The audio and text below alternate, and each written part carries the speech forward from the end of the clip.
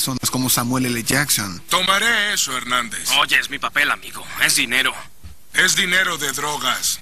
Y todos esos grandes nombres están tras bastidores haciendo este videojuego. También era cinematográfica porque te contaba una historia en la que veías a tu personaje comenzar como un criminal sin importancia y luego ascender de rango, ganándose más respeto de sus pares y luchando contra otros jefes del crimen, así que tenía una verdadera presentación cinematográfica de Hollywood, pero al mismo tiempo era un videojuego puro. La serie Grand Theft Auto, creada por Rockstar Games, inició una tendencia en juegos que ahora tiene historias dignas del cine, actuación de voces de alta calidad hecha por estrellas de Hollywood e incluso bandas sonoras.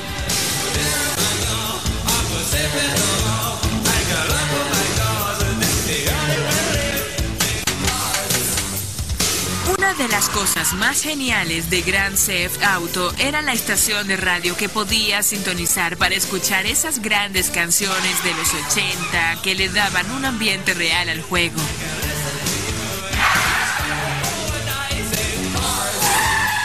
Rockstar usó canciones populares y también doblajes muy talentosos. Escribían los diálogos cortos e impactantes y funcionaban. No quedaron atrapados en la visión de Final Fantasy, de esas largas y lentas escenas intermedias. Son muy cortas, entran y salen, y usan otras cosas además de los gráficos para ayudar a traer ese mundo a la vida. Realmente creo que esto muestra que la cultura de los juegos se está convirtiendo en una cultura muy importante y muchos otros tipos de medios están interesados en obtener parte de la pasión que tienen los jugadores y capitalizarla.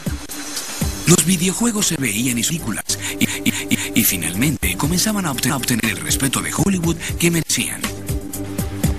Observamos juegos del tipo de acción y aventuras con esos exuberantes ambientes y saltos de 2D a 3D a alta definición que han ocurrido en una década y han impulsado a los videojuegos a ser parte ahora de Hollywood, gracias a la experiencia que brindan. También vemos las licencias que los estudios de Hollywood ahora ansían obtener en el negocio de videojuegos y el impacto que tenemos en el mundo del entretenimiento.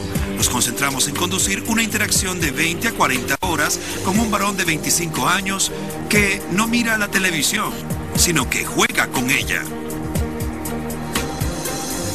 Esa sensación de participación y heroísmo que obtienes al ganar un videojuego es mucho más poderosa que la que recibes al ver algún personaje de una película ser heroico o triunfar.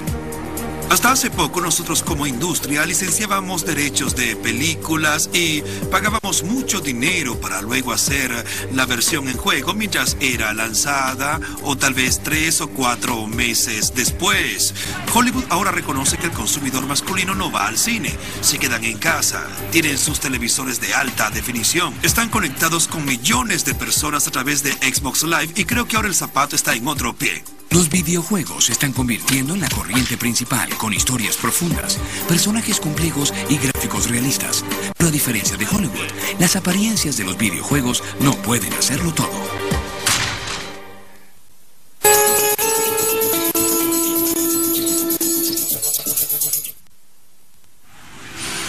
En el inicio del siglo XXI, los días de jugar con un hombrecito de mostacho muy crecido terminaron. Las consolas nuevas como la Sony PlayStation revolucionaron la industria. El poder computacional de consolas modernas como la PlayStation o la Xbox es mucho mayor que el que tuvimos en las primeras consolas de videojuegos, como la máquina Pong.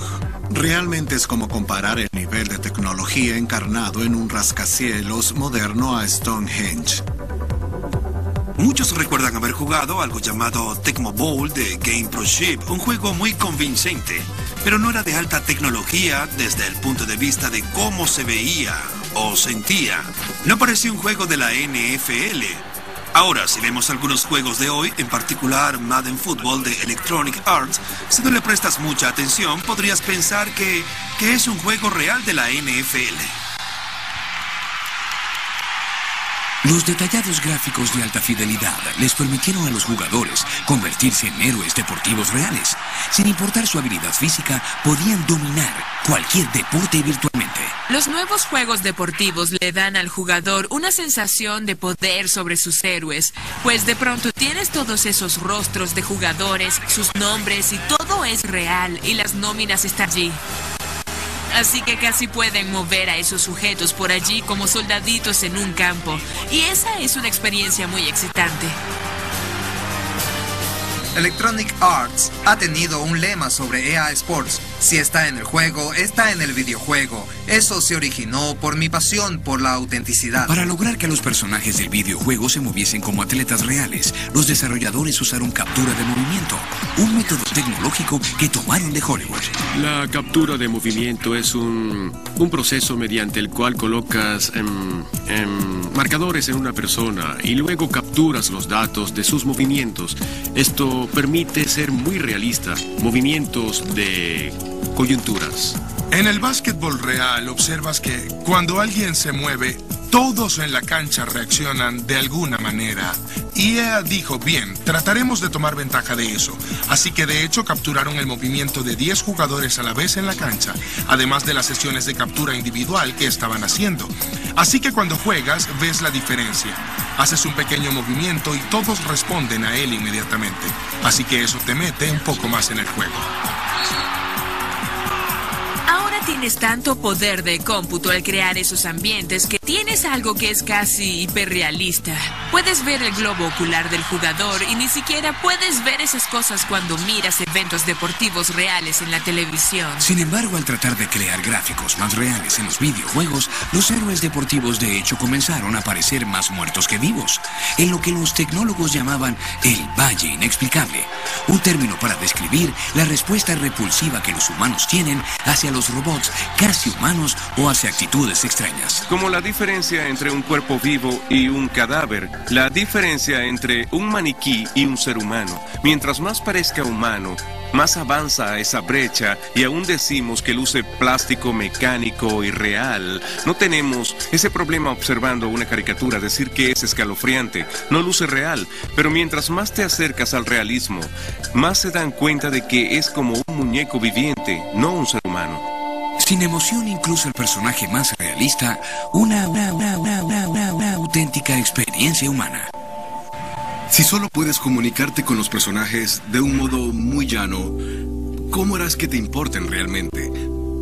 No tendremos problemas en matarlos y arrollarlos con nuestros autos virtuales, pero una vez que podamos hablar con nuestras propias palabras y que ellos puedan oírnos y haya una conversación real, comenzaremos a sentir más emociones y podremos llegar al punto de llorar al interactuar con ellos.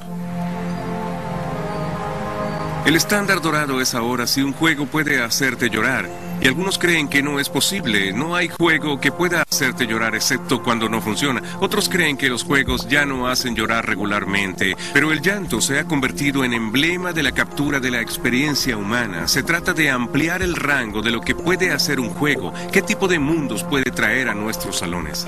Al principio era difícil mostrar seres humanos, así que los juegos se trataban de alienígenas, pero luego descubrimos cómo mostrarlos en la pantalla y comenzamos a hacer juegos sobre ellos.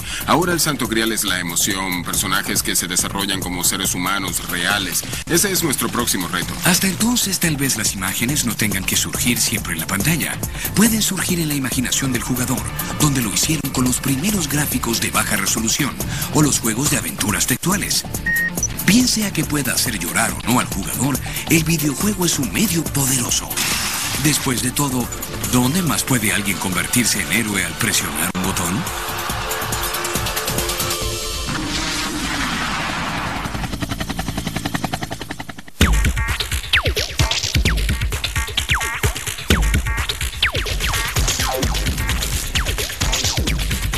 Doblado en M&M Studios, Caracas, Venezuela.